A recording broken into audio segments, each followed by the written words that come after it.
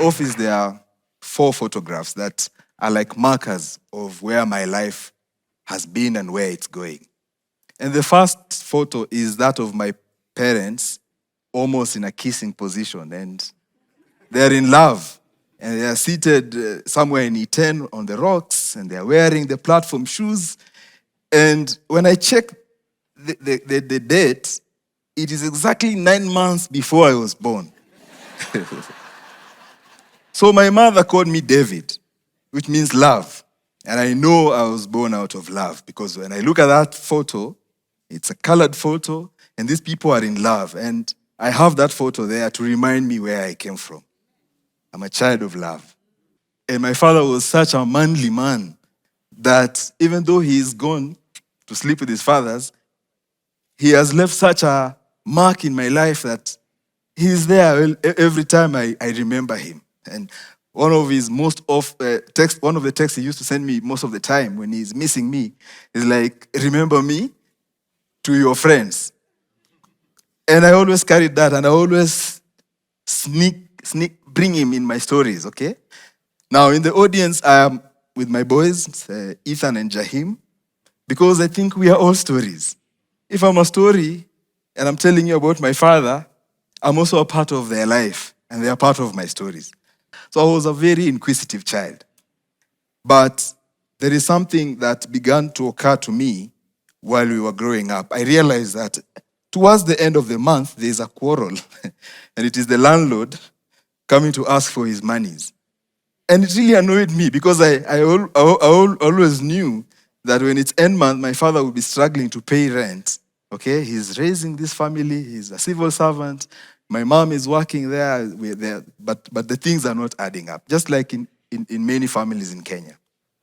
And I start getting an annoyance about this routine of the landlord coming to ask for his pay, and my father struggling to be manly enough to tell him, "Bwana, relax, things are not adding up." So I grew having this desire to actually just have a place where it is all peaceful, okay? So the seeds were planted there in that fight between my father and the landlords. We are born, and everyone is born where they are born, isn't it? We grew up in Kakamega. So when I pass pieces of land that are for sale, I come back and tell my father, "Why don't you buy that piece of land?" so that we can solve this problem. And of course, he would get annoyed. And when we go to Kakamega, that time there was this shop called Kukopesha. And they were selling cherahani. And every time my mom was making for us sweaters, because my mom used to crochet sweaters for us. And we used to have the best sweaters in primary. And I would see it as too much labor. And every time I go to town, I come back and I tell my mother, "Why don't you buy a cherahani? Why are you doing this hand sewing thing? Can you make it lighter for yourselves?" So I had that instinct in me to always try to find an easier way to solve problems. Now, my father somehow gets a hint from me that, he needs to build. And I said, what is this thing that is so hard to do that my father can't do it? He's my hero. He's manly. Everyone calls him chairman, With all due respect, that man. So I was like, why is this such a difficult thing to do? When we go back to Maragoli, my uncle has built a house and next to my grandpa. And I'm like, hey, this could be dad, but what do we do? I'm like, so anyway, but inside me there's that desire to get into building stuff. But then I noticed something in my life, that I'm keen to try things. Even if they fail, even if they don't work, I'm keen to try them. And I never neglected that thought. So even planting a vegetable garden to supplement the family food sources was a thing I tried. And now, my father began telling me, "You are university material." Now, there's no one in the family who has been to the university. I don't understand when he says you'll go to campus. For me, if you've never heard a word, you associate the meaning with the nearest word you know. So for me, I knew campus is camping. We're going to go camping. So, but I was not understanding, how do you complete schooling and then you go camping? So until one day he took a loan. Finally, the son has made it to this university, he kept saying. And this is a family tradition I intend to repeat. Okay? In honor of my father. My father took a loan to bring me to the University of Nairobi. And we were living at Nahinga Street. And we were literally squandering that loan, you know? Like, order what you want. Because this was his biggest dream. Your university material, now university is there. We are going to eat this loan. Then I go back to Kakamega. So 2 weeks we were in Ronangala Street just eating my father's money, enjoying. I was very tiny. So he was teaching me how to walk in Nairobi. That was my first time in the city. When we were picking the courses, I was just looking for the word building. You know, this thing that has defeated my father, that's what I want to do. You know? So I ended up doing building economics. Okay? Building economics. And I'm not understanding the economics part. I was wishing it was just building. Because that's the thing I want to do. And then while in the university, I fall in love with a beautiful girl. And I leave campus. And now I set up a family. Now I'm living in Ngong Town. So I would read Plato, Aristotle, and all those things, you know. It packs a lot of knowledge in my heart, you know. Like I have an argument for every occasion. Like I have an answer for every, you know, it's like, until I have to stop myself, it's like, Buana, you do not have to say those things. And even now I'm trying not to say those things, you know. I seek employment, I'm on attachment at Kenya Wildlife Service.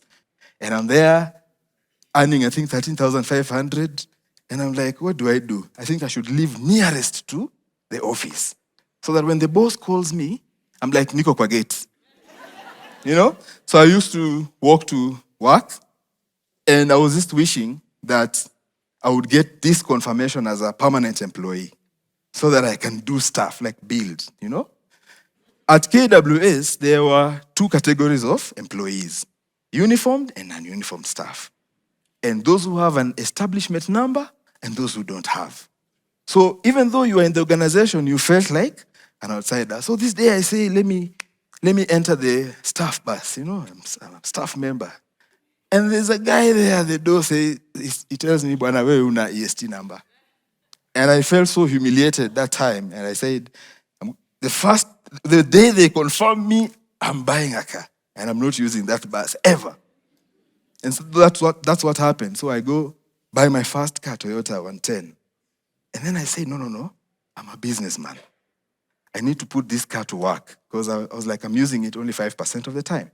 So I open a car hire business in Langata called Spinel Management Systems. So I rent a small office on my way to work. So the car is there with a driver, and then the office is about 1 kilometer away. And I convince people to give me their cars. I will pay them at the end of the month 30,000. So if I lease my car for 30 days, that will be like 2,500 a month. I remove the servicing cost, I will have some change. And if you give me your car, okay, I can trade with it, give people, go drive, put a tracker on it, and then if I fail to meet my obligation to pay you, I would take the money that my car is and pay you, you know? But that business failed. Because it was anchored on just one car. So I have like 12 cars. Now the jealousy at the place of work is increasing. Because at break time, I pick a different car and I drive in. And everyone is like, this young man, what is it? So one day I'm summoned at the office of the director of KWS, Dr. Julius. And he tells me that even though you are a tiger, you don't need to show your tigritude.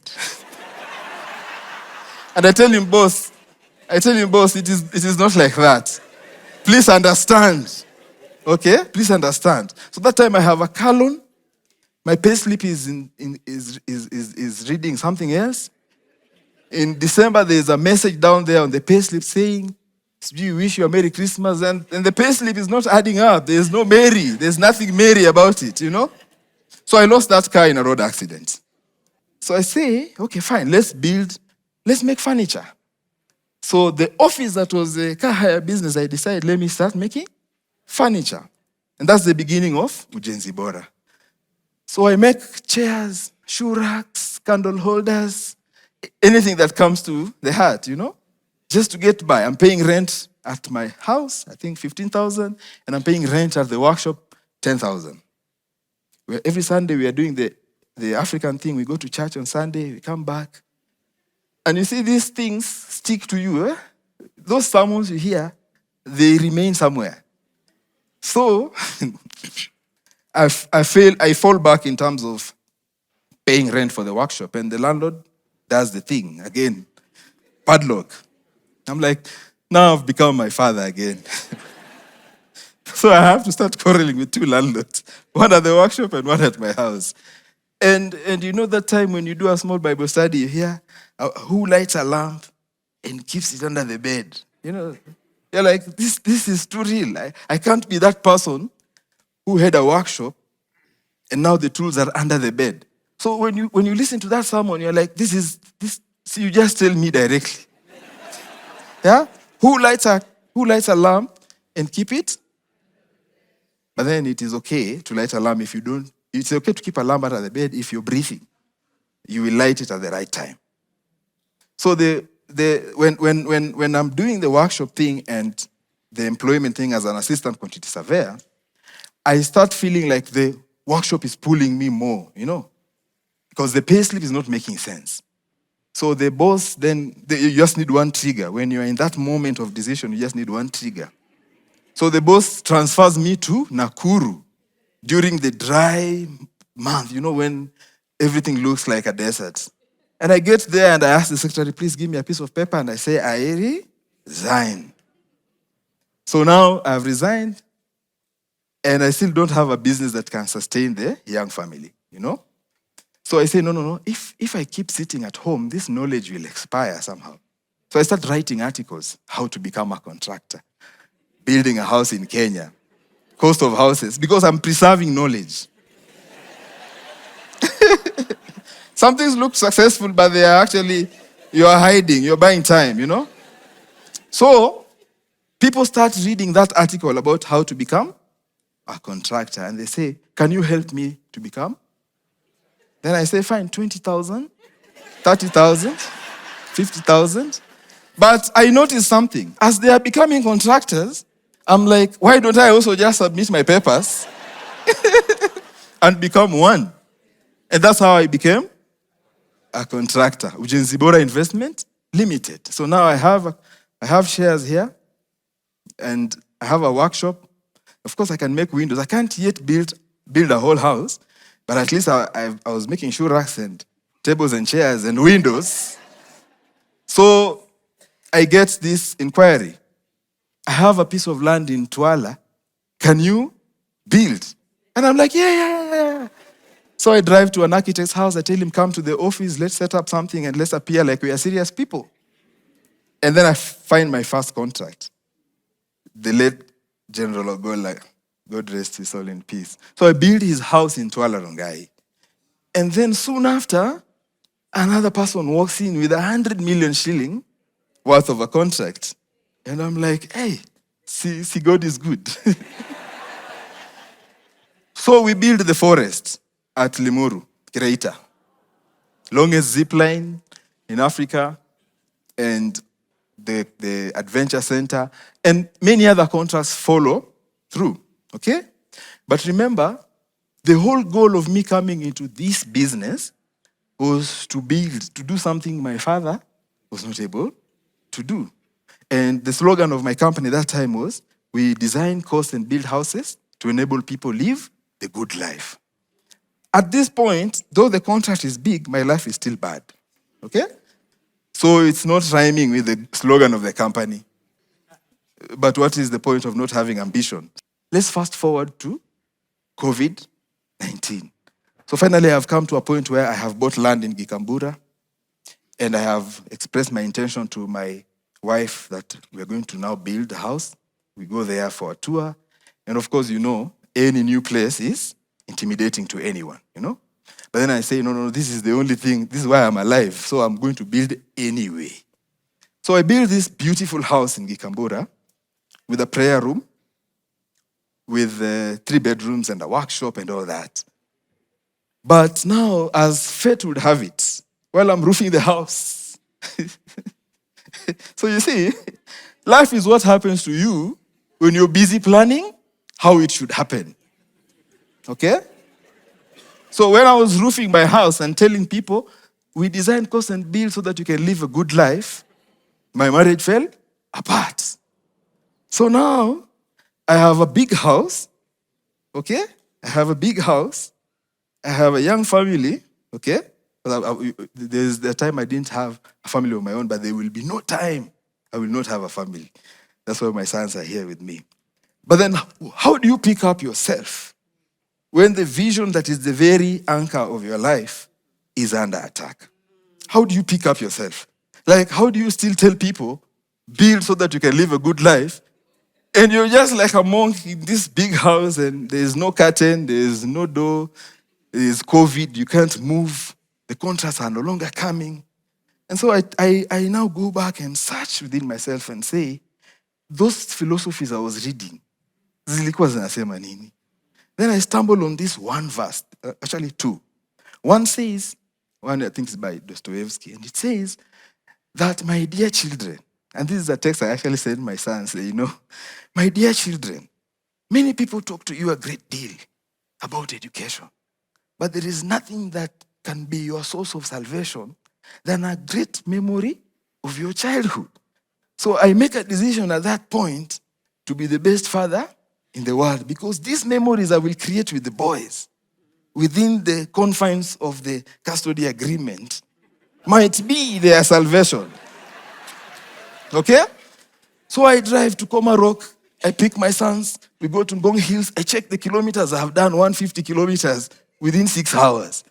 But the verse that is making me do all these things is Dostoevsky. Yeah, my dear children. A memory of so I'm crying, I'm in traffic, but I'm just like, my dear children. That's another story. So back to my story. So this house, what do I do with it? Because I was thinking I'm a family man, okay? The family is falling apart. I can see the photo of my father there, still smiling there with my mother. My wedding photo is there, because then these things, you can't erase these memories. They have to be with you, okay? And then my children are there. I'm taking them to school. The school has been changed. And I'm like, hey, you are a big failure. Then I said, I will not allow my children to see me as a failure. So then I remember another philosophy by Emerson. And he says that every man must learn to detect that gleam of light that shines from the mind within. Okay? Every man must learn to detect that gleam of light that shines from. Then I said, this is the beam I'm going to ride. Now remember, at this point, I have done what my father was not able to do.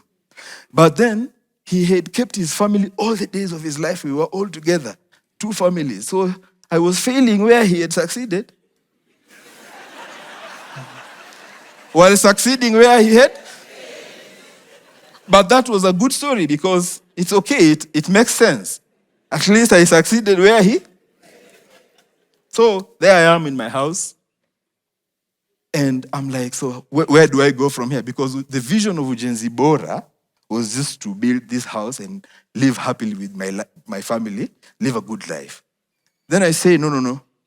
Let me change the vision. So I say, how about I teach people how they can build their house the way I had done mine? See? So I start a new company called Pod City, Property Owning Democracy. Because I had read somewhere, they say if you're a failure in private life, then now you're ready to save the world. So, and most reforms are brought by people who had a stomachache, because you're like, instead of taking a tablet for the stomach, you're like, everyone needs to get Actol, Let's change the world. So anyway, so I start this company called Property Owning Democracy, okay? Because I had read a book by Lee Kuan Yew, and he said that out of desperate circumstances, he was trying to turn Singapore into a property owning democracy. Then I said, this is a noble vision. I think I can ride it for the next 40, 50 years. See, we have 4,000 weeks on earth. Hey, so to go 2,000, the 2,000th week. So another 2,000 weeks trying to build a property owning democracy is not such a bad idea. Because you see, in life, you should learn to play games and then be free from those games. So I was saying, I'm not going to go into that direction again. I've already failed on that path. Let me just persist on this one of building houses for many people. So now I need to build my second house. So the money is still coming in. My mother is retired in Bungoma, and I need to build a house in the village so that when I visit her, I'm not paying other landlords. You see, that landlord thing is still following me everywhere. So I build a second house that is 100 square meters, okay? And I say, no, why can't I be experimental? Why don't I do the roof with bricks? And I'm like, okay. So you see, this thing I was trying with the workshop, I'm also now trying it with building materials. So the first house that I was building for, was 200 square meters. The second house that I'm building for myself that just has a bed and a doorway so that nikiamka ni kiatu, that second house was 100 square meters. Then while I'm in that house with my mother, I see my mother is very idle, and I say, why can't we do a joint project? So I design a smaller turkey house that is 10 square meters. Now I want you to notice a certain formula. The first house was 200 square meters. The second house is 100 square meters.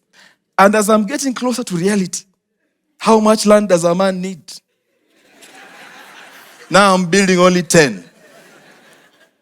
Now there's a formula there. If you take 10, 120, there's a formula there. 1, 10, 20. And I realized that, I have lived life backwards. I should have begun with a smaller house, won the confidence of my people, then we move to a bigger house as we design better houses. And so the thing I want to leave you with is that there are two things that you should learn to detect. That gleam of light that shines from your mind. Because you see, if you reject your own thoughts, they will come back through another person and you'll be like, you have stolen my idea. No one steals your idea. You neglect your own thoughts, then they come back to laugh at you. So I have been faithful to the ideas God has given me as a builder, as an entrepreneur, and I have never lost that spark that I had when I was a kid. Okay? Despite these things falling apart. Now, I have a very good relationship with my sons. And they told me a story which I want to end with. They call me man in his middle ages. Man in his middle ages. So Jahim, my son, told me a story one day without telling me that he's talking about me. He told me there's this young man who was in love with an older lady. But the older lady, since she has more white hair than the young man, every time they meet, he plucks the black hair from the head of the young man so that they can look of the same age. But when he's hanging out with the younger women who have more black hair, they pluck the white hair from his head so that he can fit in. And eventually the man ended up bald. So that's a parable that my son has thrown to me. I do not know how it will unfold. I do not know which cards life will throw at me. But one thing I'm confident about is that whatever happens, there is the gleam of light from within. There is the thing about telling your story and living your life in a way that it can be your salvation. Okay? And then we do not know what the future holds. So what we can do for ourselves and for yourself, if you are ever in these situations that life throws at you, is to remember not to give up. Now, the last bit I want to say is about the state of the economy. So last year when I was having employees, because I turned my house into an office, when I was having employees and I was struggling to pay their salaries, for the first time in my life, I had to handle a strike. You think it's only at Wally. But what do you do when people give you a strike notice. It's like, due to you have not paid us for this number of months. Then I'm like, you guys, surely you cannot strike in my own house. I'm like, Nisawa, I accept. And I gave up last year, temporarily from October. But then, you scan the environment and you are like, this AI thing, someone said that if you don't learn AI, someone who has learned AI will replace you. So I jump on that bandwagon.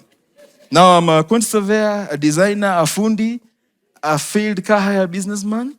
And now, as we speak today, I'm trying to solve this problem that was bedeviling my father for as many people as I can. So I'm also a software developer. And I'm hoping that in that spirit of optimism, in that spirit of overcoming odds, I'm hoping that one of these fine days I will open my Pod City website and anybody can estimate the cost of a house, can design a house, and can build their own house. Whether it's a production house or whatever kind of thing it is, I think I have overcome life and I look forward to overcoming it even more. Thank you very much. Thank you very much.